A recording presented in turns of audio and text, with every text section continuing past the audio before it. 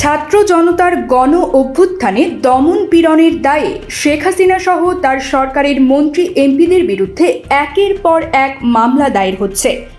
মামলা থেকে মুক্তি মিলছে না ক্রীড়াঙ্গনের ব্যক্তিত্বদেরও। আওয়ামী লীগের সাবেক সংসদ সদস্য ক্রিকেটার সাকিব আল হাসানকে হত্যা মামলায় আসামি করা হয়েছে।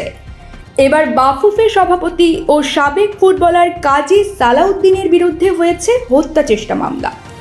বাংলাদেশ ফুটবল ফেডারেশন সভাপতি কাজী সালাউদ্দিনের বিরুদ্ধে বিএনপির চেয়ারপারসন খালেদা জিয়াকে হত্যা চেষ্টা মামলা হয়েছে। এছাড়া এই মামলায় বাংলাদেশ হকি ফেডারেশনের সাধারণ সম্পাদক মমিনুল হক সাইদকেও আসামি করা হয়েছে।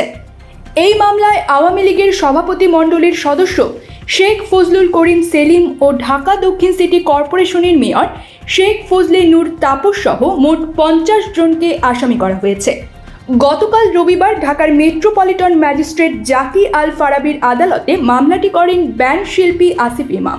আদালত মামলার বাদীর জবানবন্দি গ্রহণ করে মতিঝিল থানাকে এজাহার গ্রহণের নির্দেশ দিয়েছেন।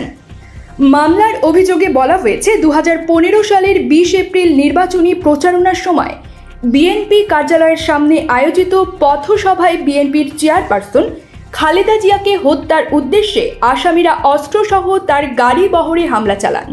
সে সময় খালেদা জিয়ার গাড়ি বহরের 12 থেকে 14টি গাড়ি ভাঙচুর করা হয়, 4টি মোটরসাইকেলে আগুন ধরানো হয়। এছাড়া নেতাকর্মীদের মারধর করা হয়। এতে খালেদা জিয়ার নিরাপত্তারক্ষীরা আহত হন।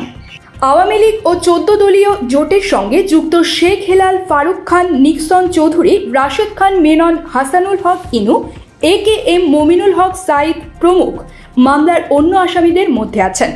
এছাড়া একই মামলায় অভিনেতা জায়েদ খান, সাজু খাতেম ও শাহরিয়ার নাজিম জয়কেও আসামি করা হয়েছে। News desk, channel 16।